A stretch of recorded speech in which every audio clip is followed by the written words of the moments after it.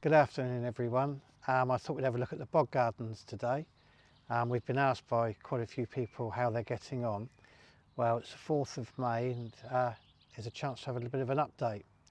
This is the smallest and the most recent bog garden we've made, and it's peat and wood chip, so it's a peat reduced mix, and the plants are doing very well. You can see this Pinguicula grandiflora here is doing exceptionally well and flowering. I don't know if you can see here the young plants which are coming up. These are all self-set, and if you look closely you can see some young Sarracenia dotted about. And it's like Dave said to me the other day, I think what's more interesting are the plants that we haven't planted in here than the plants that we have, because now we're getting all sorts of things popping up all over the place.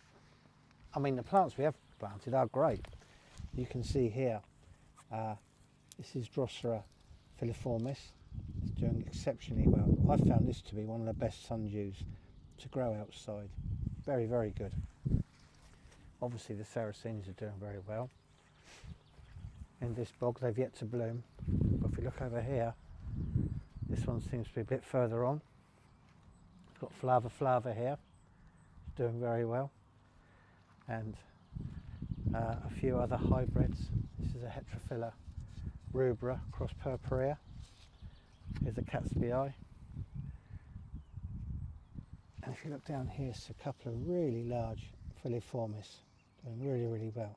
The sphagnum's growing well, and a lot of this is down to the amount of rain we've had, and it has been raining a lot, as it has all over the country, and it's really good for the plants. They love it, they absolutely love it.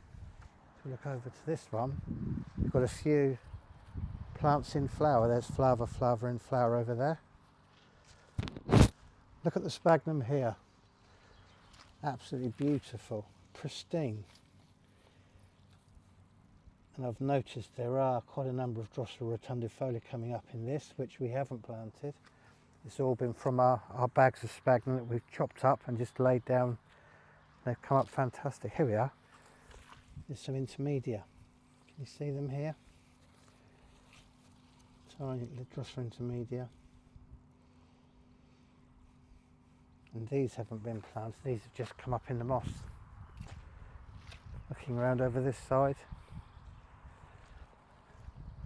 This is one of the first plants to come into flower. You can see this one here. This is a Cuprea, which is very strong. Does really well outside here. And the sphagnum moss again.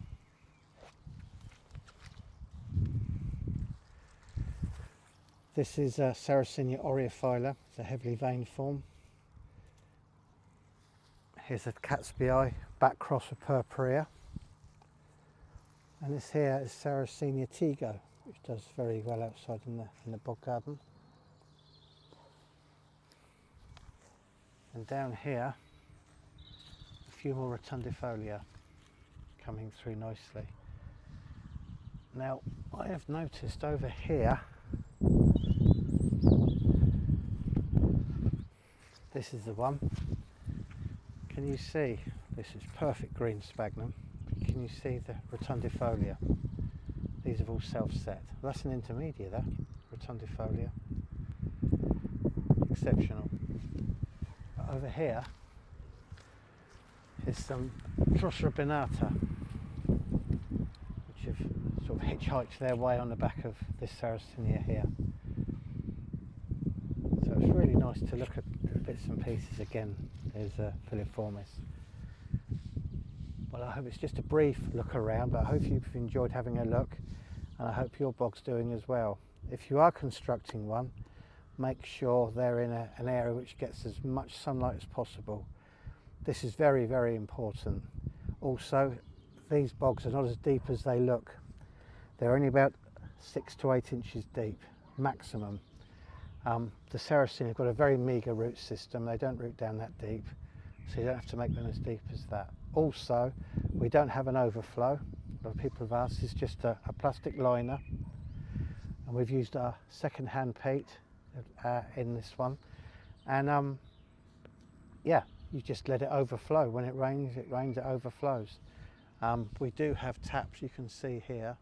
These are connected to our rainwater storage tanks, so we do keep them very wet with rainwater, but we find we don't have to do that until a bit later on in the summer. They don't need that much maintenance at all really, just as long as you keep it wet. I mean, you can see the amount of rain we've had lately, everything is soaking wet. And where there's no holes in it at all, it holds the moisture well for a good couple of weeks in warm weather. Anyway, I hope that's helped, and I'll see you again soon.